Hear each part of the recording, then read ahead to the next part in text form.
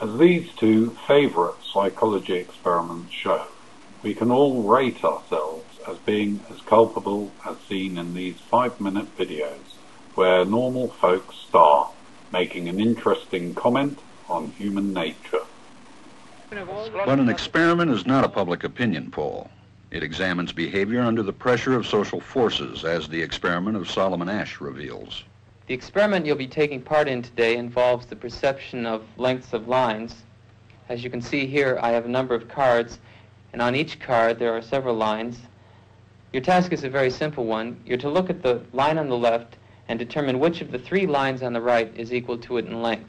All right, we'll proceed in this order. You'll give your answer. Only one of the people in the group is a real subject, the 5th person with the white T-shirt. The others are confederates of the experimenter and have been told to give wrong answers on some of the trials. The experiment begins uneventfully as subjects give their judgments. 2, 2, 2, 2, 2, 3, 3, 3, 3. But on the 3rd trial, something happens. 2, 2, 2, 2, 2. The subject denies the evidence of his own eyes and yields to group influence.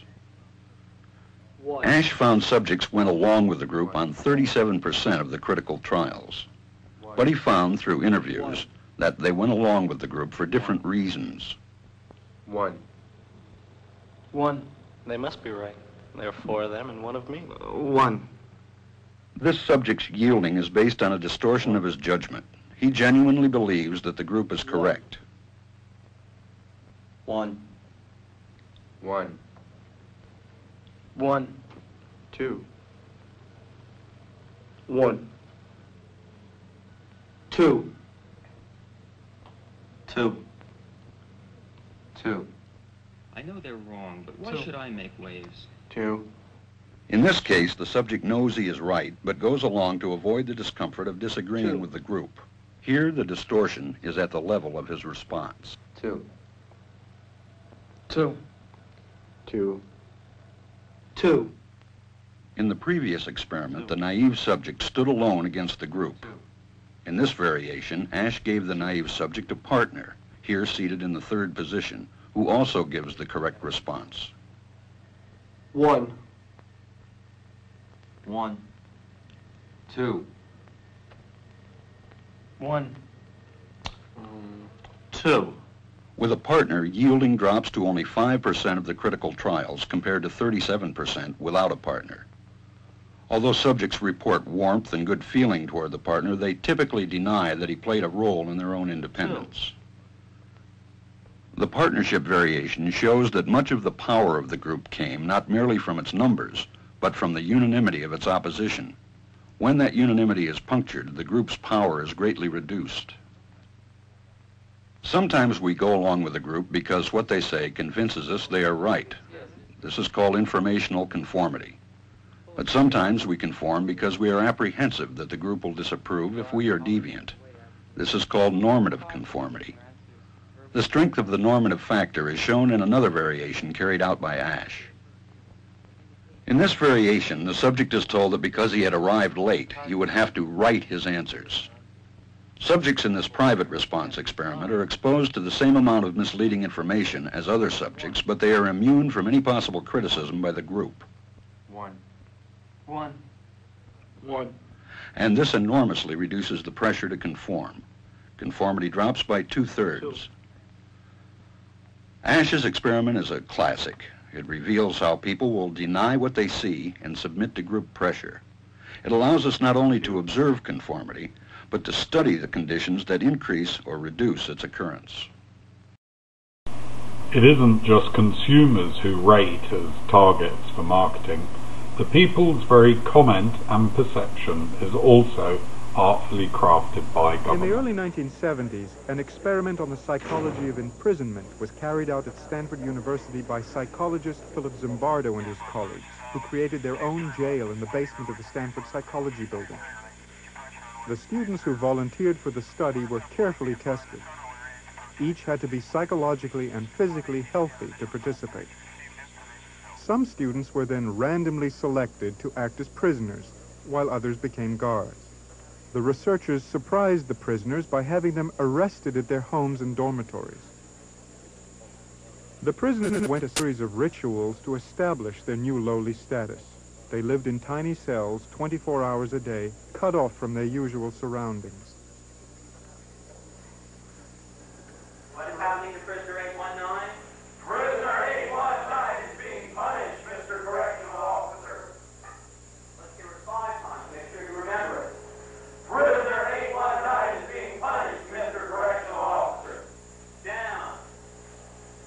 Up. The guards, however, only worked 8-hour shifts, and they returned to their normal routines as students when off the job. Up. 5 right next to our belly roll. These are push-ups. Keep that back straight. Down. What happened surprised everyone, including Zimbardo. The illusion became the reality. The boundary between the role each person was playing and his real personal identity was erased. Keep it straight. Nice boys became brutal guards. Healthy kids got sick. Get in that file then. You're not going to hurt a kid before one thing. Active ones became passive and zombie-like prisoners.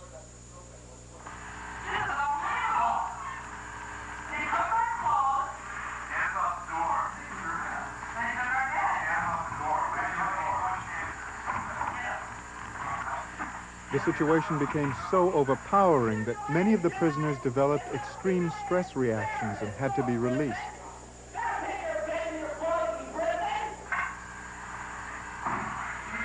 But no one ever said, "I quit the experiment." They had lost all perspective. You come over there. Should I act self-inspirational? You should act it out. You be the bride of Frankenstein, and you be Frankenstein. I want you to walk over here like Frankenstein and say that you love to a man too. What kind of guard would you be, sadistic or supportive? Would you be a conforming prisoner or a heroic resistor? The prison study, like Milgram's experiment, is not typical of research in social psychology. Some psychologists feel both studies violated ethical guidelines and should never have been done. 2, 3, 4, 5, 6, 7, 8, 9, 10. Now you go in there and tell 546 that you love him. I love you. Well, ain't that sweet? Ain't that sweet? At times, even Zimbardo forgot he was an experimenter and acted like a prison warden. Though the experiment was meant to last 2 weeks, it was called off after 6 days. Once you put a uniform on and are given a role, a job, saying your job is to keep these people in line, then you're certainly not the same person as if you were in street clothes and in a different role. You really become that person. Once you put on that khaki uniform, you put on the glasses, you take the nightstick, and you act the part. That's your costume, and you have to act accordingly when you put it on. It still is a prison to me. I don't look on it as an experiment or a simulation. It was just a prison that was run by psychologists instead of run by the state. I began to feel that identity, that the person that I was that had decided to go to prison was distant from me, was remote, until finally I wasn't that. I was 416. I was really my number, and 416 was going to have to decide what to do. It let me in on some knowledge that I've never experienced firsthand. I've read about it. I've read a lot about it. But I've never experienced it firsthand. I've never seen someone turn that way. And I know you're a nice guy. You know? You understand? I do. I do know you're a nice guy. I don't get that because I know what you can turn into. I know what you're willing to do. If you say, oh, well, I'm not going to hurt anybody. Oh, well, it's a limited situation. It's over in 2 weeks. Well, you in position, what would you have done? I don't know.